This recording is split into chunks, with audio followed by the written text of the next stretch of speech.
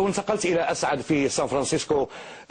أسعد، هل تعتقد أن بداية الانسحاب الأمريكي المادي من العراق ربما يشكل في نظر البعض بداية نهاية النفوذ الأمريكي في الشرق الأوسط الذي بدأ يتراجع بالفعل؟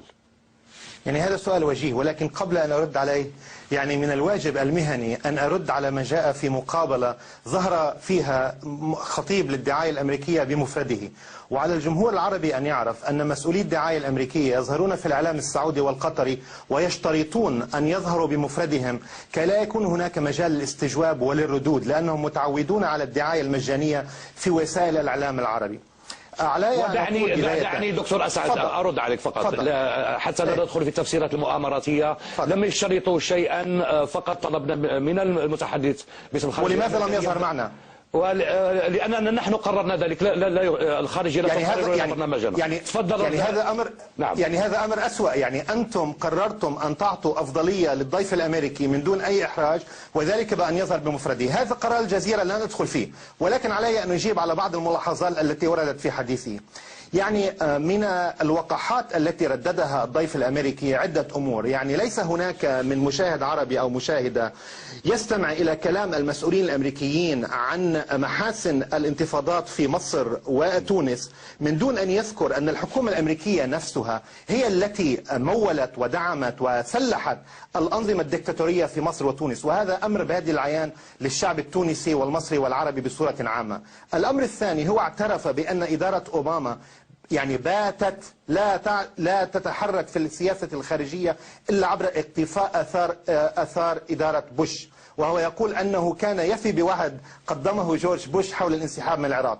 الأمر الثالث من الضروري التوضيح بأنه إن القول كما كان عنوان نيويورك تايمز والواشنطن بوست بأن القوات الأمريكية ستنسحب بالكامل من العراق هو أمر غير صحيح، لأنه كما ورد في نص الخبر في نيويورك تايمز فإن الولايات المتحدة ستحتفظ ب200 خبير تدريب في العراق، بالإضافة انظروا إلى هذا الرقم 16,000 دبلوماسي ومتعاقد. يعني لاحظوا أن الإدارة الأمريكية دمجت بين الدبلوماسيين وبين آلاف المتعاقدين، أي مرتزقة الشركات الأمنية الذين يتسربلون بستار التعاقد. يعني هذا أمر ضروري التوضيح. رابعا، لفتني يا أخ محمد أنك سألته عن ذبح الشعب السوري وهو أمر مستفزع، ولم تسأله عن ذبح الشعب البحريني، وهذا أمر يبدو أن الحكومة القطرية تتفق فيه في قمعه مع الحكومة الأمريكية.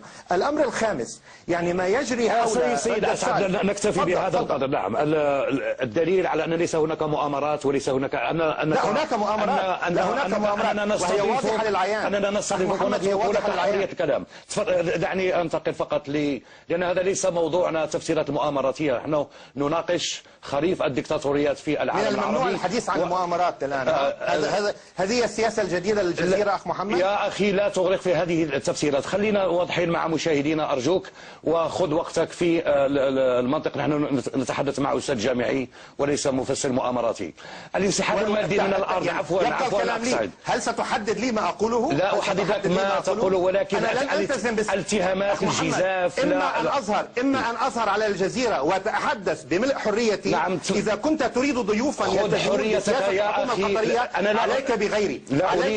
لا أريد لن تحدد ما أقوله. لن تحدد أنا تركت لك مساحة كلام. أنا لا أتحدث. يا أخي أسعد، هل تريدني أن ألتزم بسياسة الحكومة القطرية؟ فإذا سأغادر الاستوديو.